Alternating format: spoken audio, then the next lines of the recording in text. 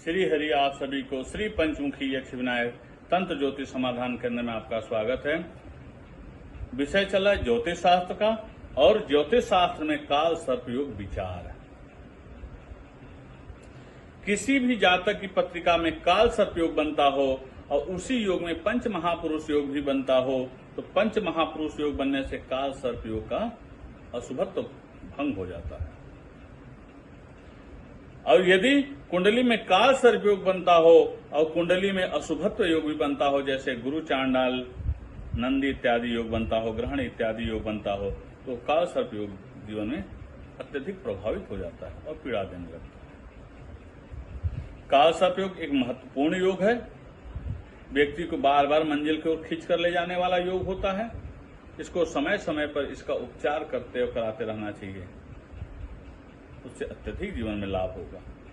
कल विषय चला था मेष से वृश्चिक लग्न तक काल सर्पयोग होता हो, मेष लग्न में या वृश्चिक लग्न में काल सर्पयोग होता हो, क्योंकि मेष का भी मालिक मंगल होता है, वृश्चिक का भी मालिक मंगल होता है।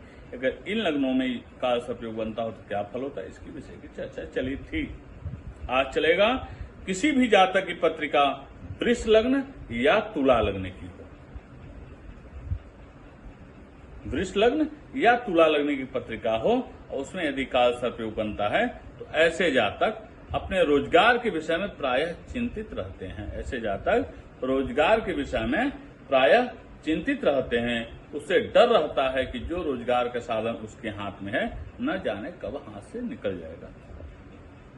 इसी विचार से वो भयभीत होते हैं।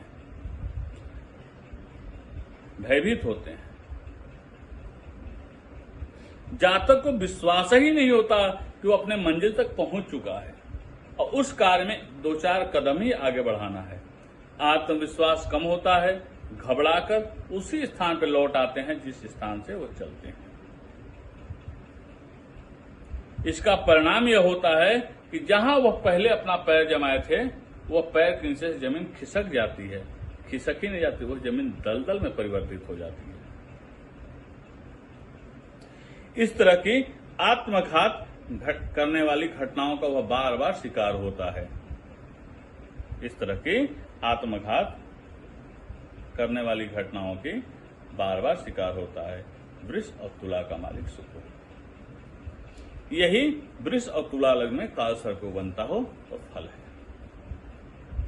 कि ऐसे जातक अपने कार्य के लिए प्रायः चिंतित रहते हैं कि न जाने कब वो हाथ से निकल जाएगा, उसे डर रहता है।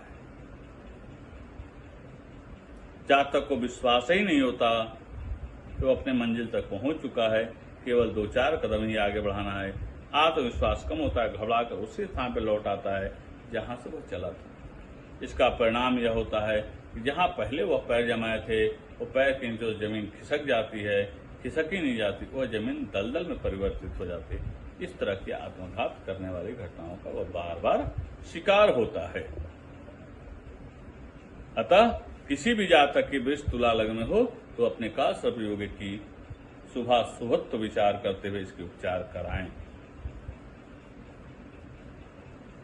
अब कल आगामी चलेगा मिथुन और कन्या लग्न की कुंडली में यदि काल सर्पयोग बनता हो तो क्या फल होगा, इसी विषय की चर्चा इसी क्रमबद्ध में चलेगी।